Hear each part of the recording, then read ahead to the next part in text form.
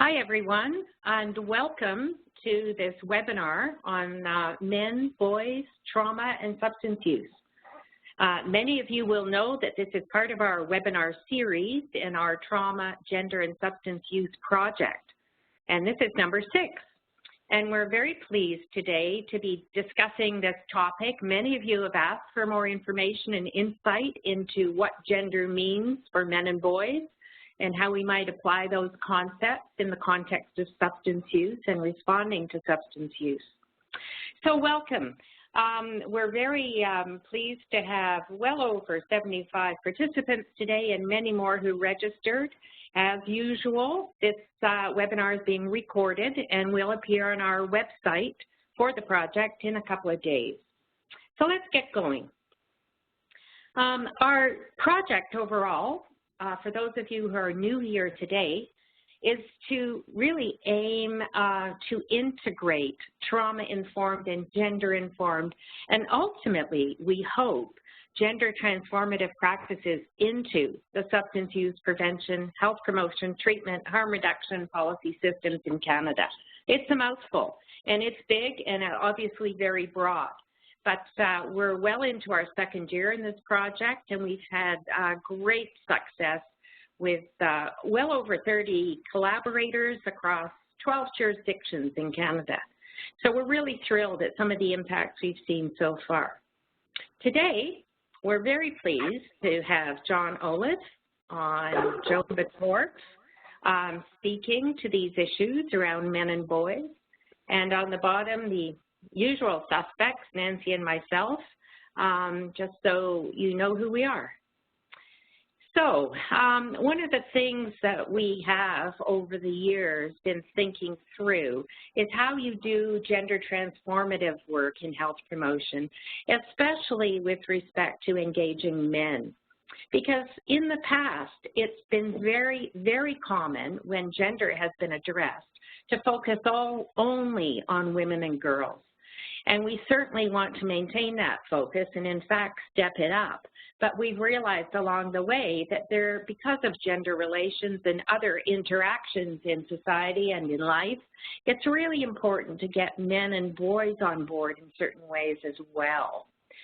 The other thing that we've noticed over the years in our work in health promotion is that many of the approaches in the past have been really individualistic, focused on changing one person's behavior, and not really looking at some of the structural overarching factors that affect our health, whether we're male or female, men or women. And certainly, these structural issues definitely affect men and boys just as clearly as they affect women and girls, but probably in some very different ways. And last but not least, on the trauma front, it's been true that men's trauma and boys' trauma has been less often discussed and less often integrated into our responses. So those are some of the things that we'll get to talk about today. Just a refresher, this is from the Institute of Gender and Health in the CIHR, and it's a poster that you can get or a postcard just to remind you of what the differences are between sex and gender and how, of course, they both matter in health and they certainly both matter in substance use. The sex-related ones are fundamentally the biological and physiological aspects of our bodies, and gender-related are much kind of wider and in some ways harder to measure and pin down, but they're roles, relationships, and basic social factors. And of course they matter. They matter to the mechanisms, the differences that we experience in responding to various substances, and we've got some examples there on the right just to get us thinking today about how this might work for men and boys with respect to opioids and cannabis, for example. Male cannabis users demonstrate poorer performance on certain psychomotor tasks than females. With respect to opioids, men show greater loss of mental faculties and memory than women, even after abstinence. And of course, we all know there are gender differences in the way opioids are experienced and used and responded to in Canada. Well, far more women use licit or prescribed opioids than men, and more men than women use illicit or illegal opioids than women. And of course, you can imagine how that fact alone leads to different conclusions and different risks for both. And looking, of course, at the legal consequences and the social consequences, work-related stress is very strongly associated with heavy drinking, and I know that John will be talking about both of these issues, stress and drinking, in a few minutes. And of course, prevention. Any of these acknowledgements of sex and gender really do mean that we have to rethink prevention. What are the differences in pathways and risk, progression in substance use, and ultimately dependence or addiction? And treatment, similar considerations we need to give, what's going to work best, and I know Joan later on is going to be talking about some men-specific responses to tobacco use and tobacco cessation that will be interesting in this regard. And of course, overarching all of this, we've often thought about reproduction and pregnancy issues as really related to women only, but we're learning a whole lot more about how men, as either with respect to fertility issues or with respect to pregnancy, postpartum, and child-rearing issues, also have a role to play. So here's a few bits and pieces for us to think about boys. Binge drinking is an issue among boys and young men, just as it is among girls and young women. Boys who are gay or bisexual are much more likely to misuse drugs. And the third issue is one that Nancy and I have looked at quite recently, actually, in the context of fertility and infertility. Cannabis use does affect men in terms of sperm quality. And it's an issue that we've spent very little time thinking about in terms of our prevention and health promotion messaging. So those are just a few bits and pieces for us to sort of think about as we listen here. There's lots of examples out there in the world about how men can be involved in designing programs. And I know Joan will discuss in some detail today how men were involved in designing the programs she's going to be discussing. And this is really an important principle for men, as it has been for women over the years. And certainly with respect to the four main principles of being trauma-informed, it's interesting for us to think about those principles in the context of men and boys. And certainly there are increasing numbers of people who are studying this from this perspective. And there are some resources out there regarding men's trauma and substance use and how they interact and what we can do in terms of participating with men around these issues and encouraging discussion. Certainly, as I've implied, the issues around caregiving and fathering are getting a whole lot more attention. And I think you can probably see how this benefits women and women's health, and how you can see, I'm sure, how this sort of balances out responsibilities. And at the Center of Excellence, we've worked on this principle for quite a long time to try and figure out how we can get men involved so that women aren't the sole focus, bearing all of the responsibility, or in the case of substance use, shame and stigma. So there are lots of resources we've collected through the Trauma Gender Substance Use Project. They're all on the website. We have great lists. We have trauma-informed list, a gender-informed list, and a gender-transformative list. And we know that from the feedback we got in Calgary in November that there is quite deep interest in all of this. This window that you're seeing in the photo here is the window we put up in Calgary, and those are all different facts about sex and gender differences among boys, girls, men, women, and transgender people. And this wall was studied at length. So that's a bit of what we've been doing recently. To get all this stuff, go onto our website under projects, right there where the circle is, and go down to trauma, gender, substance use, and you'll find everything that I've referred to. So without further ado, we've got about 50 minutes left. We're going to divide that between John and Joan. John Ollis is going to go first. John and Joan are colleagues of ours, have been for several years, maybe decades, I don't know. And we have a great deal of respect for the work that they're doing on men and boys. So we thought we'd highlight them today on this session. John's at the University of British Columbia on the main campus in Victoria in the School of Nursing. And Joan is in the University of British Columbia, but at the Kelowna campus. So I'm going to turn this over to you, John. You'll get to move these slides. And when John is finished, we're going to have a brief discussion where we can ask John some specific questions about the issues he raises around men, boys, masculinity, and health. So welcome, John and Joan, and thank you so much for joining us today. All right. Thanks, Lorraine. You can hear me okay? Yes. Good. Okay. I think it's really helpful to start with a bit of a 35,000-foot view of men's health, because there's a bit of a history, probably 20 years of history around men's health, and there's been a couple of things that we've always said that this is the reason we do men's health. I actually think they're not that helpful because they're really deficit models. So we tend to say two things. We tend to say men don't live as long as women, therefore we should focus on men. And we say men don't go to the doctor, therefore we should focus on men's behaviours. I want to debunk a little bit of that as a starting point for today, just to say that, in BC, for example, the difference between men's and women's life expectancy was 7.4 years some 30 years ago. It's now narrowing to 4 years. And I think that gap is continuing to close as we all live longer.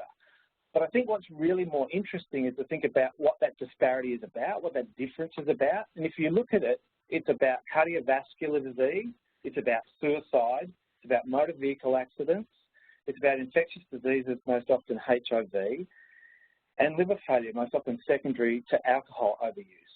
So in terms of men, these are some of the things that really create some of the gender differences in life expectancy. What's interesting to me is that often as researchers and as clinicians, we tend to focus on one of those things. I think they're oftentimes clustered together. And I also think they're highly amenable to interventions. I think done well, we could make a difference, in men's lives around all of those issues in terms of prevention, in terms of health promotion and harm reduction. The other thing I think that oftentimes gets missed when we talk about men's health is the fact that it's relational. If we intervene well with men, we will have a flow-on benefit to women, children, and other men. So even though the intervention point might be men, we do expect benefits if we do our work well in terms of the interventions around men's health. We don't talk enough about inequities within the category of men. What we tend to do is clump men together. So it's been a bit of a slower case, emerging around inequities. But obviously, poor men experience, less life in terms of years and less quality. And also, if you look at the Indigenous health in men, you'll see, disparities there as well. So again, we haven't always, named it as inequities, but I think it's important that we think about men and in subgroups and in certain groups needing more resource than other men to try and achieve and optimise health. The other thing that tends to get trundled out all the time around men's health is that men don't go to the doctor, and this is a kind of a paper that was put out on the Huntington Post recently, and what they did was they polled some guys in America about why they don't go to the doctor.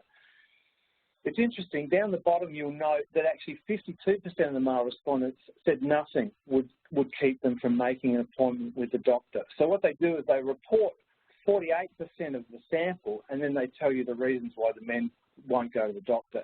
It's a trope in which, you know, we tend to talk about men not going to the doctor. I don't think it really honours the fact that it's quite different for a lot of guys. Like if you break it down by age group, for example, you'll see that where we don't see men so often in clinical practice in terms of, you know, GPs and family physicians is between the ages of 20 and 44, working years, even when we control for the obstetrics and gynae. So again, it's worth thinking about, okay, so we are seeing men at the either side of those and working in terms of services with those guys. I think the other thing that's worth noting is that in every emergency department across Canada, we see roughly 3% more of our traffic is male. So oftentimes, again, that just reflects acting later on illness and obviously like responding to pain more often as a cardinal sign of needing some help. So I think it's really helpful to think about inequities, you know, within the category of men. I think it helps us do the work and to always remember that the work we're espousing to do in men's health and doing is really around relational aspects of gender. So it's not all about men. The frameworks that we've used over the years, we've very much used this piece around masculinity, so a plurality of masculinity. It's been a really helpful framework. It comes from Raylan Connell, and it helps us to think about the diversity within the category of men and also to get down into inequities. So many of the guys who we work with, we tend to find that they subscribe to some of the traditional tropes of masculinity, like hypermasculine practices, and some of the things we'd say about that might be toughness, intensity, strength, competition, discipline, courage, sacrifice, aggressiveness. So we might see a group of men aligning to that, and you can see how health behaviour-wise, these kind of characteristics might well fly in the face of seeking help for health issues or proactively, you know, promoting one's health. So again, we sort of work with those. Inversely, we also see the possibility of trading on some of these norms and ideals to help men do health. So strength and toughness, if it's channeled in the right direction around health promotion and looking after the health of others and protection and provider pieces, can be quite helpful for talking to guys about changing health behaviours. And Joan will go into that in the second half a little bit. I just want to talk briefly about, you know, some work we've been doing in men's depression and suicide.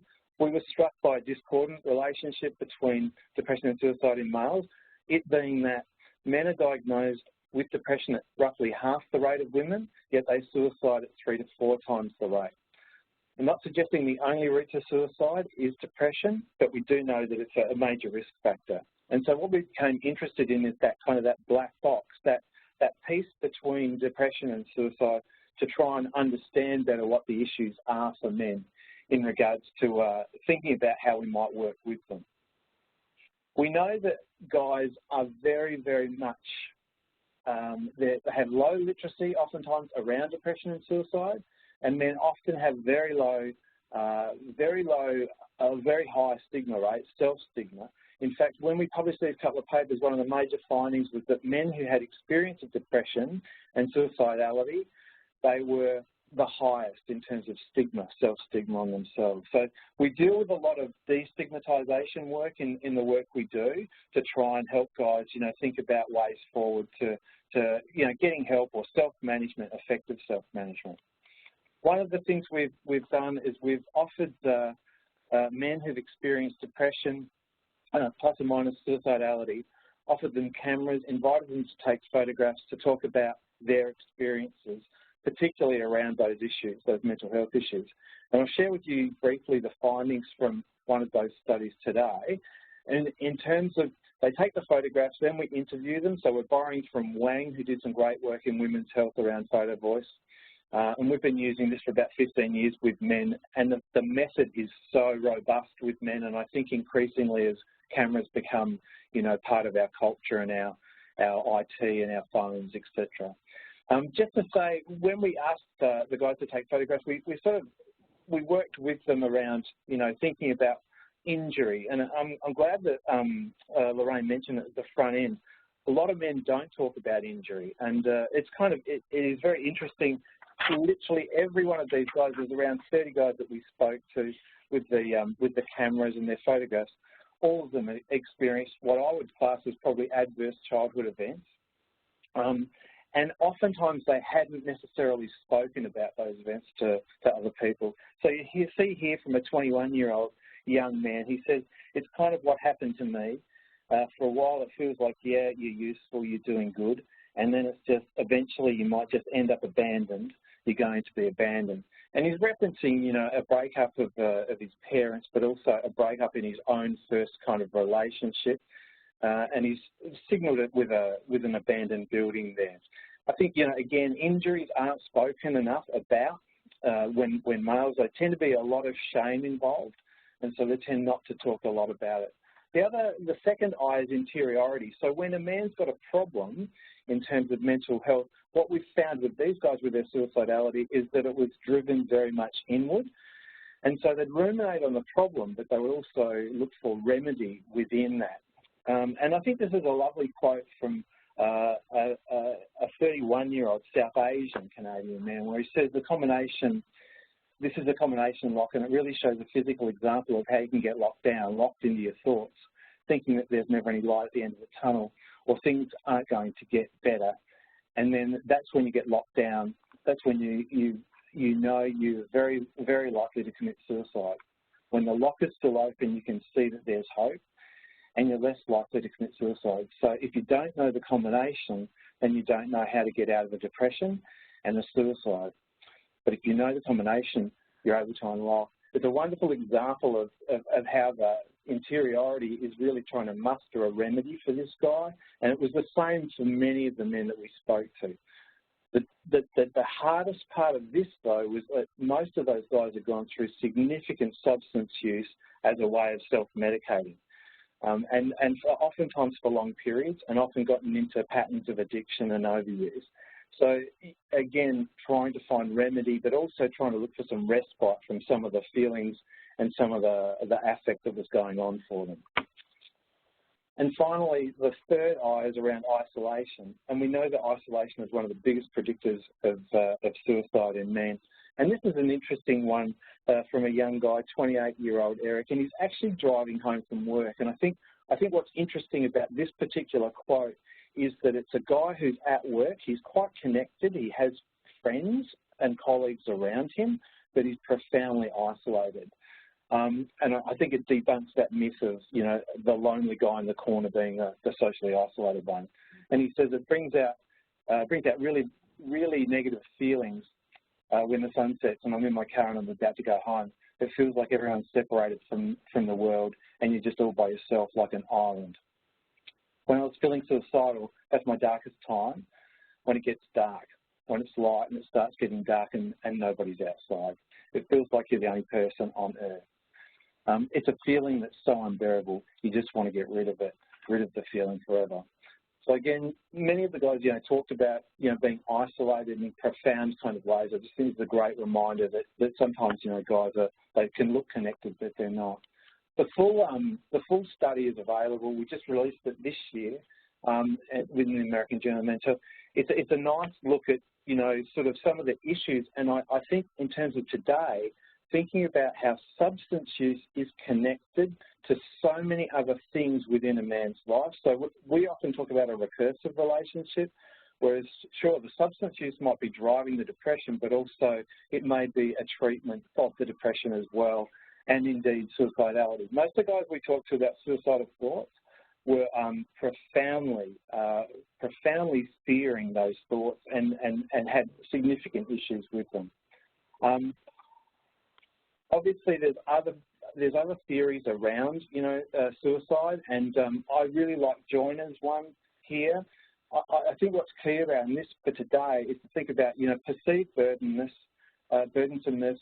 low belongingness, and capability for suicide. I'd say substance use are all deeply implicated in each of those three, and then lethal suicide attempts, you know, coming from a combination of those particular factors. So I think, you know, in terms of thinking about, you know, substance use, it's a helpful model as well. I was going to show a video. We're a little bit short on time, and I don't want to shortchange Joan. So I'm hoping that we can post the link that you could be able to see the video. Just to give you a bit of a flavour, what it is a bunch of photographs, much akin to what I've shared with you today with the interiority, the injury, interiority, and isolation, and it just goes through with the captions, and they're really quite profound captions. So I'd just say, going forward, men and depression, I think what happens is if we go back to the masculinities piece, we look at men. They want mastery over environment, rational thoughts, emotional restraint, and mastery over body. And depression obviously creates a gap and a dissonance from those particular situations. They're oftentimes helpless, hopeless, emotional hijacking where they're ruminating on issues and problems without necessarily remedy. And they might be high effect, low effect in terms of arousal.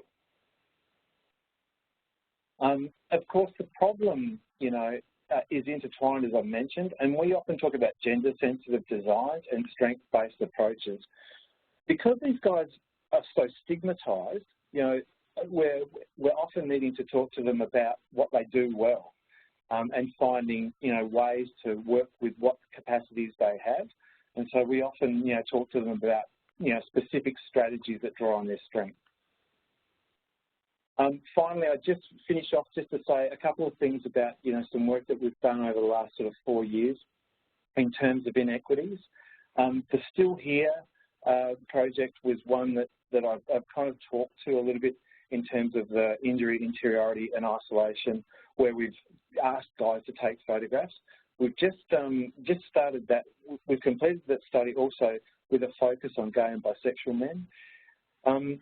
In part because gay and bisexual men are at a higher risk than straight identifying men for suicide and depression.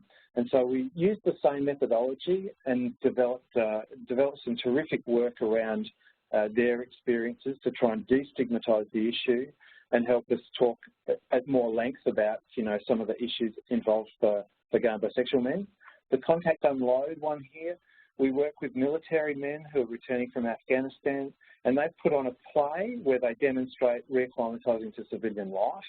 Very poignant, kind of play that kind of draws people into some of their experiences, and it does address trauma in terms of how that's dealt with in a group setting.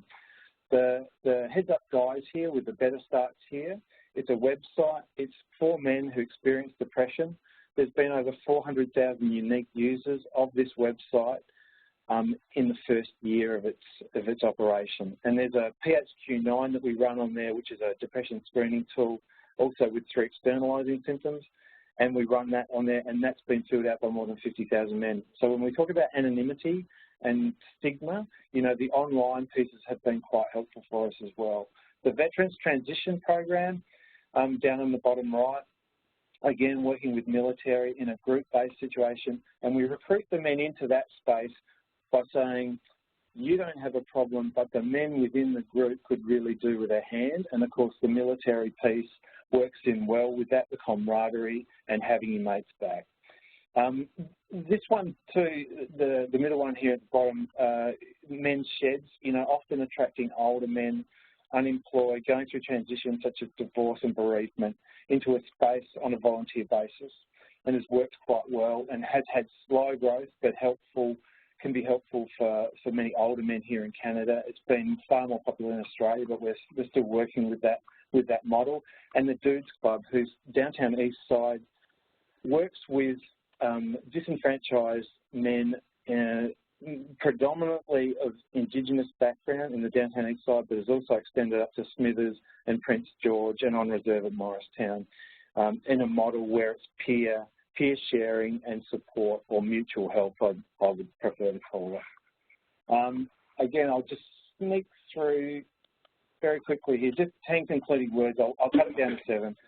What I'd like to leave you with is the idea that there is a discordant relationship between men's depression and suicide, and we're obliged to try and work some of that out. There's a difference in how men present with depression. We increasingly believe that men oftentimes present with anger, irritability, alcohol overuse, over-involvement in work and sports, and oftentimes violence. And we believe that some, especially early on, they can be cardinal signs of a depression or depressive symptoms in a man. There's also the reminder of diversity within the category of men. You know, for example, gay and bisexual men being far more at risk, First Nations men being far more at risk in terms of their mental health. Of course, there's an enormous shame around, you know, having a problem in terms of mental health, but also seeking help. So it does transgress some, what we say, some masculine norms, but we're increasingly finding that community-based resources and places that are familiar for men to go to, familiar environments, can really attract them, you know, rather than the traditional services. And of course, the stigma is significant, both in terms of societal stigma, but also in terms of self-stigma. A lot of negative talk, you know, when guys are experiencing challenges around mental health.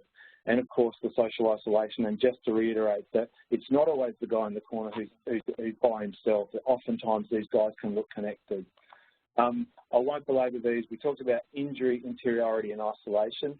And I just want to reiterate, inequities is so important. We need to name it within men's health because many of these subgroups are profoundly disadvantaged. And I think if we can get into that space, you know, more transparently, I think we can make some differences. Thanks, and I'll hand it over to Joan. Oh, great. That was fantastic, John. You've raised so many issues that really do relate, I think, very much to what our audiences are grappling with. Just want to say we now have over 120 people listening and lots more who've registered. I'm wondering if Rose or Nancy, if you have seen any questions come in so far that we want to focus on right now before Joan speaks.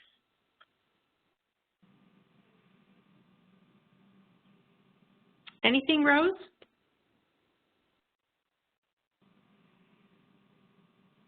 Nothing yet, Lorraine. Okay, well, that's great. I think you've really set the stage, John. The issues around masculinity and certainly some of the tricky issues, too, about how you use sort of dominant so-called masculine traits in a positive way. I think that's always a challenge in creating health promotion in particular, or even doing prevention. So that's really something for us to think about. I know that some of what Joan's going to talk about will touch on some of that.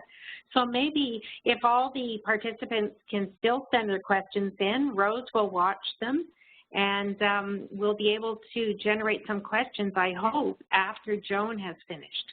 So Joan, you're on.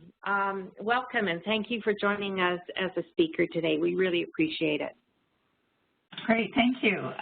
Delighted to be here, and thanks for the invitation. So I'm going to carry on from John's talk, but talk about some of the work that we've been particularly doing in developing approaches or models for really developing interventions around substance use for men in particular that are gender informed. And although our focus is on tobacco, we think the model could really be applied to a variety of areas of substance use.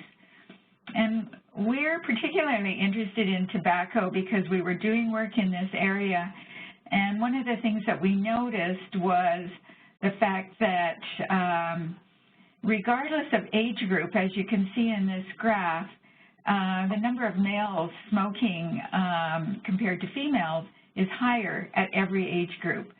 And there's good reasons for this, but this is a continuing trend not only in Canada, but actually across the world. And we would argue that there's some gender-related factors associated with these trends and patterns, and I've listed a few of them here in terms of gender roles. We can think about who smokes where and when, gender identities, smoking as the masculine cool or feminine rebellion. We know that smoking is also tied up with gender relations. Sometimes tobacco is used to diffuse conflict, but it's also used to fuse social connections as well. So it's really complex when it comes to gender relations. And of course, institutional gender. We would be remiss to not focus on how the tobacco industry and marketing tactics have also influenced tobacco use. And this slide won't be any surprise to you. The Marlboro Man was one of the most successful marketing campaigns ever in terms of selling tobacco. And we now have, in some places where there's still advertising allowed, or up until recently, we have the modern version of the Marlboro Man. And, you know, in this image that was so iconic and so persuasive in particularly U.S. Western culture, was that, you know, it's really a representation of kind of universal masculinities and values connected with things like independence, adventuresome, self-confidence, you know, a man of action rather than words, kind of an outdoors man. And it presented as an image that the consumers, in this case men, aspired to be or already imagined themselves to be. And so if you wanted to aspire to be this image, of course, you would need to take up smoking, and hence why it was such a profound marketing tool. And to some extent, marketing tactics continue to influence tobacco patterns even today. What's interesting is that while it's well recognized that, increasingly so, that, you know, men-friendly health promotion programs that mobilize positive aspects of masculinity have shown to be effective in things like physical activity, for example, and healthy eating, there's actually very few men-specific quit smoking programs. We've done a really good job at trying to develop smoking cessation programs tailored for women, particularly around pregnancy. But for men, it's not so much. When we did a review in 2011, we could only find 2 programs specifically targeting fathers, one targeting gay men. There were a few other programs in these 11, but they were just like regular programs just delivered to men. So the only thing that was gendered was that they were sex-specific groups. And so we thought, you know, there's an opportunity here, and we began this work actually paying attention to fathers while we were doing work around with actually Lorraine and Nancy as well, when we were doing work around trying to figure out better ways to support women in tobacco reduction.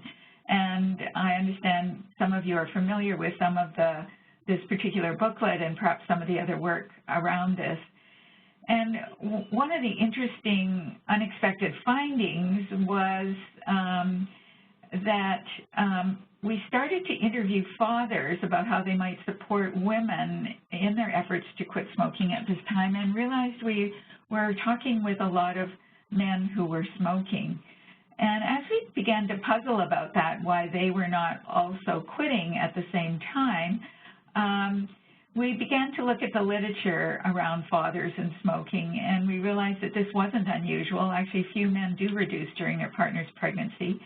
And it's interesting that perhaps reflecting some of those statistics we saw about men's smoking rates, 15% of households in Canada report daily exposure to a smoker. And we also know from the literature as well that one of the main risk factors for relapse in pregnancy and postpartum is a partner who smokes, which isn't too surprising.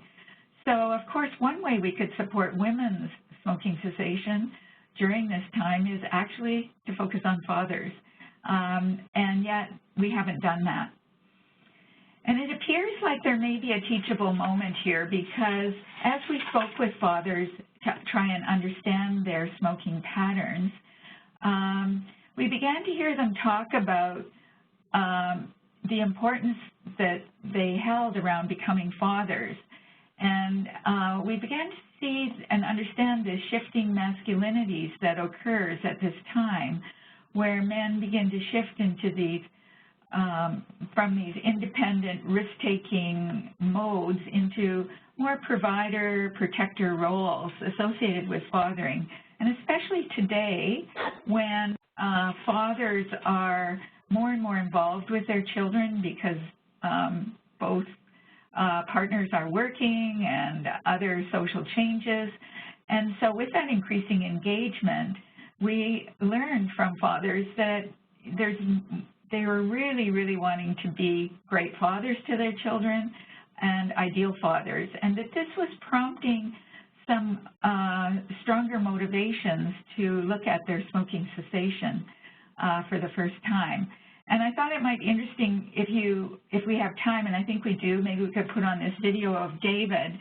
And I want you to listen to the video and listen for the masculinities, the shifting masculinities that come through and how they create motivation for smoking cessation.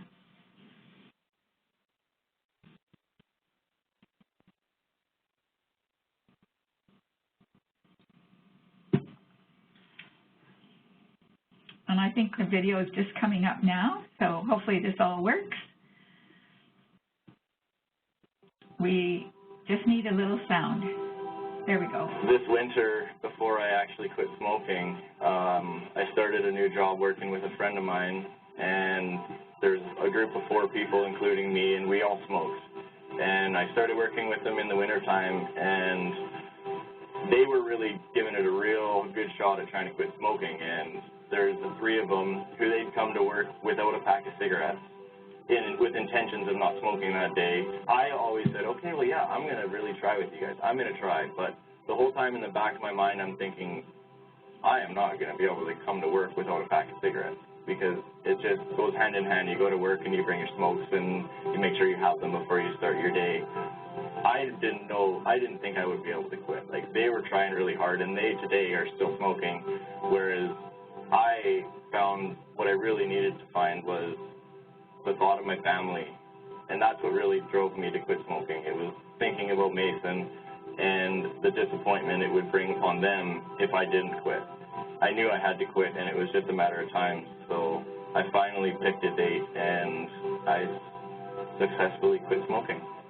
There's a couple of different reasons why I really wanted to quit smoking. The main one being I didn't want to grow up being a father that smoked. I wanted Mason to grow up in a smoke-free environment. I grew up with my dad and mom who both smoked. My mom eventually quit, but my dad still smokes, and I think that has a lot to do with why I became a smoker. And I just never wanted my son to grow up like that. I was never that concerned about what other people thought about my smoking habits. I've been told countless times, I need to quit smoking, you know, smoking's bad for you. Everybody tells you what not to do. It never really fazed me until I was told that I was going to be a father, and that's when I really took initiative to just outright quit smoking. I only had to try one time to quit, and since January the 6th, I haven't had a cigarette, so it's over 8 months now. I dealt with the cravings by just thinking about my family and the reasons why I was quitting smoking. I never actually did anything physically to stop the cravings. I would just think to myself how it would, you know, look to my family and friends. Like, I felt like I would be a failure to them if I am trying to quit smoking and then here I am having a cigarette. Like, for what? To satisfy my needs? It wasn't important to me after that. I still have a lot of cravings. Every time I see other people with cigarettes, I want to have a cigarette. And I don't know when that's going to go away or if it ever will, but I just kind of deal with it and put it in the back of my mind, everything in my life that's been more important than cigarettes. I hate to say it, it felt easy. It was hard at times, but it felt easy because I didn't want to smoke. When I actually decided to put my foot down and quit, I didn't want to go back and disappoint Jody and my son, and that's how I really didn't have a cigarette. I knew that if I had one, that it was just going to be a disappointment, and I was stronger than that. So I really feel like I've made it look too easy for my friends and others and make it sound too easy, but there were some really, really hard times where I was sick, ill, and like shaking on the couch, you know, just holding myself back from running to the store and buying a pack of cigarettes. It was really, really hard at times. I've learned that I am stronger than I thought I was. I always talked about quitting smoking at one point in my life. I never thought it would be as simple as it was. I did persevere, and I got through it, and I feel great because of it. I've never felt better. I really haven't felt better. I feel great. I'm really happy with my life now. I really miss smoking, but I know that I'm better because of being able to quit, and feel proud of myself. I really do. It was hard, but it was worth it.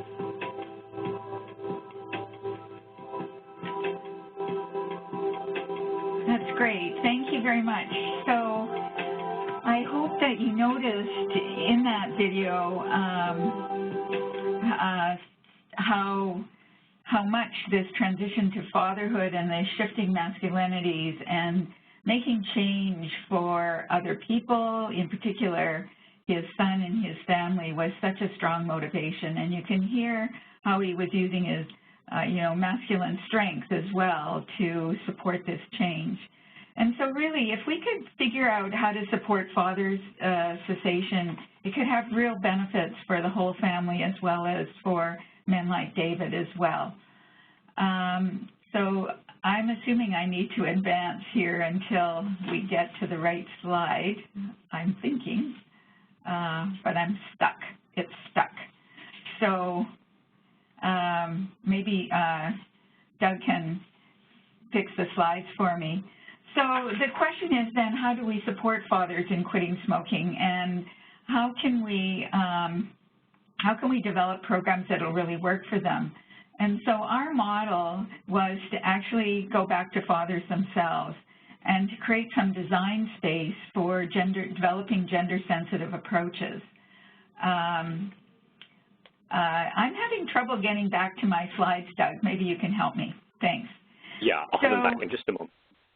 Okay, great. I'm going to continue on. So we wanted to create some design space where men in particular could help us figure out how best to develop programs that would work for them. And so we actually held what we called consultation groups, which are kind of like focus groups, except we knew that men, from the health promotion literature, that men felt more comfortable in activity-based discussions. And so we actually created a discussion format that included activities that actually prompted some creative thinking here, and shared some of what we came to understand about men smoking with them, and also,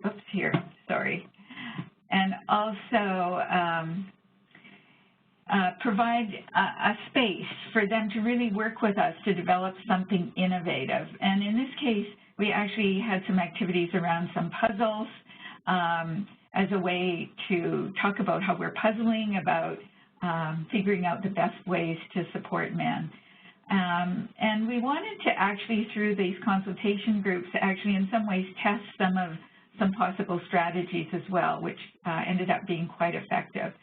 And although we did consultation groups with also healthcare providers around this, as well as partners of men who smoked, it was the men's groups themselves that gave us the best advice, which is interesting. We took all of the ideas and started to put them together to create some new approaches to supporting fathers smoking. And the first one that we developed was just a motivational booklet. And really in this motivational booklet, we're actually using some of the data, most of the words from men themselves, both from our interviews and groups, because men told us they wanted to hear from other men. They kind of are a bit leery about the voice of experts, and so we inserted the voice of other men to try and support those shifts in masculine roles. Lots of strength-based messages here with a masculine look and feel. And this booklet has been reproduced almost right across Canada, and we also have versions in French and Chinese. So the other thing that men told us was that they wanted a group program. And we really quizzed them on this because we said, are you sure? Like, when would you come? Like, is this really going to work? And they really assured us this is exactly what they needed. And, you know, it's not too surprising. Men help each other do a lot of things. And they constructed smoking cessation as just one more thing they could help each other with, as well as help each other be better fathers as well. And so we took them at their word and began to develop a group program drawing on men-centered principles, as John mentioned, the strength-based messaging, masculine ideals, for example, around being the fathers they wanted to be, strength, etc. Some of that we heard in David's video. And we wanted to also include some positive role models. David, for example, is a very positive role model in his video because it provides a model of smoking cessation. And also to support autonomous decision-making. Men told us they didn't want to be told how to quit, but they wanted tools and action steps so that they could make up their own mind. And so we developed a program with that in mind. So the program is unique, and as far as we know, it's the first in the world to really focus on fathers. And it includes 3 integrated components. Fathering, because that's what's motivating men to take this step. And so there's a lot of focus on knowledge and skills around fathering. Physical activity, because we know that's a way to support cessation, but also because men wanted to be fit, to keep up with their kids, to play soccer, etc. It's also a way to engage men in health promotion. And finally, smoking cessation, but no 10 steps, no rules, really a smorgasbord of tools and strategies and actions that they can take up and try and use to reduce and quit smoking. And also the support of the group, of course, is really a key part of that as well. It's an 8-week program. The program is thematic for each week, and in each week those 3 components are integrated. It's not surprising we start with a hockey theme as a way to draw men into the program. I think we might have time to hear from Scott. Rather than me telling you about the program and what it was like for men, I think it's really helpful to hear from Scott, who was a participant in the DIG program, to tell you about his experiences.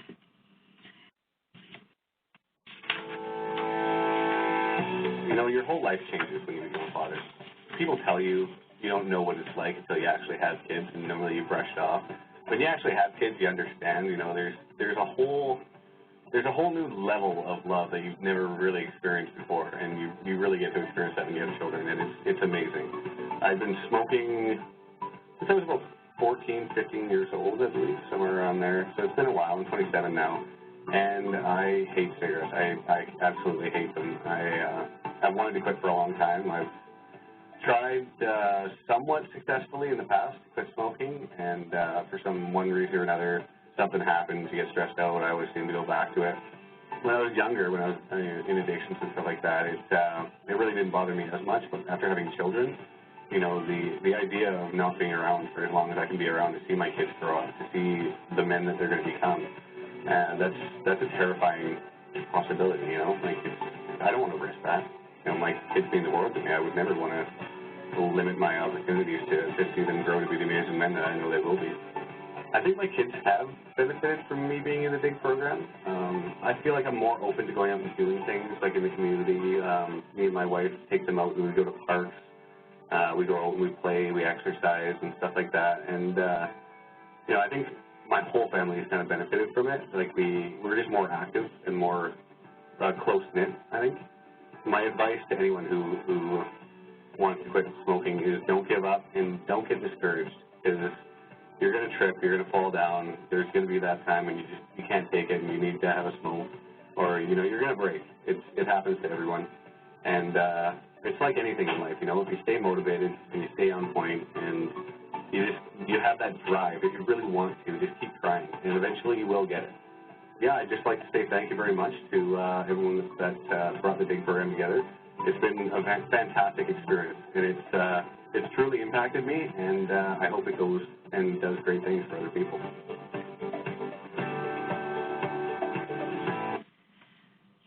Great, thanks so much. And Doug, I'll get you to maybe get me back to where we were before.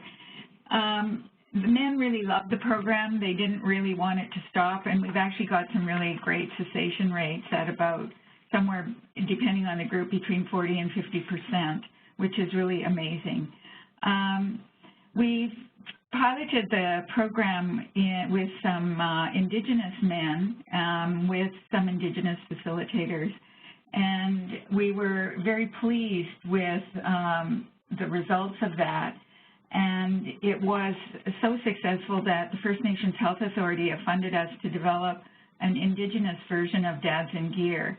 And so drawing on what we learned through the pilot in those 2 communities that we tried it, we then began to do some consultation groups with those facilitators, but also elders and key informants. We reviewed some available resources.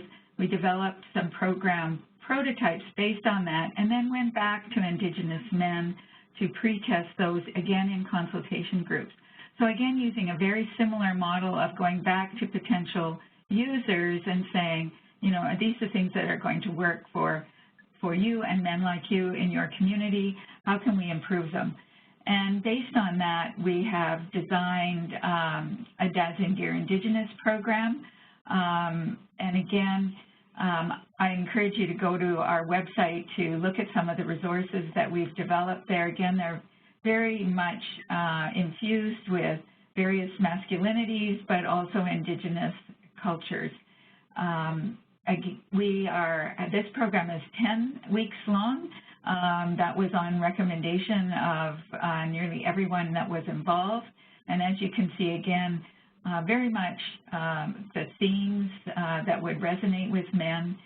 And I don't think we have time today, but I encourage you to go to the Indigenous site. We have some videos of elders, leaders in the community, encouraging men and guiding men on how to be the fathers they want to be.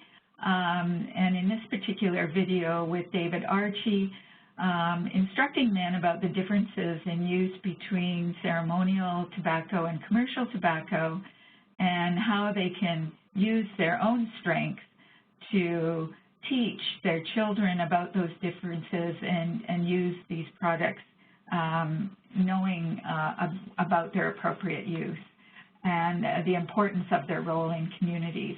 Again, really a powerful video, so I'd encourage you to go and have a look at it. A lot of our work with John and others who've been working with us is represented on the Smoke-Free Men website.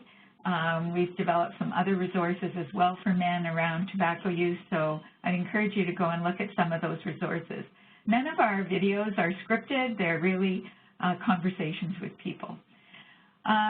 Key things that we've learned from our work, and just concluding, is it's really important, we found, to provide opportunities for men to inform the approaches and programs. We really need to listen to men. They can give us a lot of guidance about what will work for them in terms of their preferences, etc. And we need to create men-friendly spaces. Settings are gendered, and so it's certainly a consideration about where we hold programs, how we provide them, how we infuse activities into programs that appeal to men, and the importance of male facilitators and role models, I think, is also something that we've learned. And again, playing on men's strengths, as John mentioned initially, is really a key part of the program that we've developed. Playing on their desire to be the strong fathers they want to be, and taking advantage of those shifts in masculinity, whether this be, in this case, a first baby or a fourth baby. We find that there is an opportunity here as men rethink and reflect on the fathers that they want to be. So I think that's all I'm going to say today, but really to thank you for this opportunity. We have a number of websites there, and of course, we'd love it if you follow us on Twitter. Well, thank you so much, Joan and Dawn.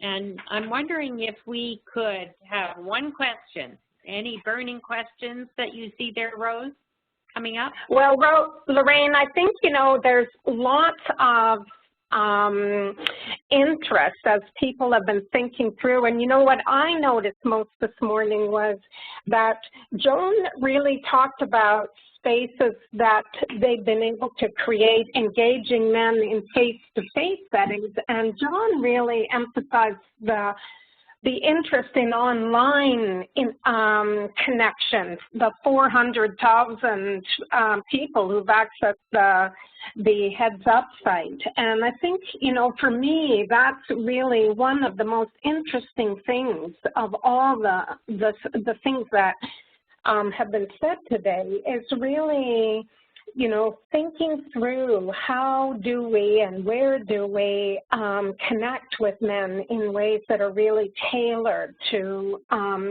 different groups of men and in these various locations. And I'm so impressed with both opportunities that have been taken up by Joan and John to really think through what it is to adapt interventions, to engage with masculinities, and to think through about substance use and trauma and all the depression, all the connected wicked problems that we're facing as we try and engage with men on trauma and substance use issues. Yeah, I think one of the things that stood out for me was the ability for both of you really to identify what shifting masculinities look like and how you can use a strengths-based approach or a positive approach to take advantage of those shifts. I think, you know, our experience in women's health over the years has been often the opposite. There's been real exploitation of stereotypes and femininities, and I think this is a whole new era where your work demonstrates very positive ways in which we can exploit, if you will, in a good way, masculinities for health promotion and prevention. So I really appreciated that. Unfortunately, we're out of time, and we still have over 120 people online here. I'm sorry that we don't have a lot of time for questions today, but when we come back to you in our next webinar in the new year, we might be able to pick up on some of these themes in a new presentation. So I just want to say thank you to both participants today, and thank you for all of the attendance and all of the people who registered and who will go to our website and hear this recording again. Thanks so much, and good day.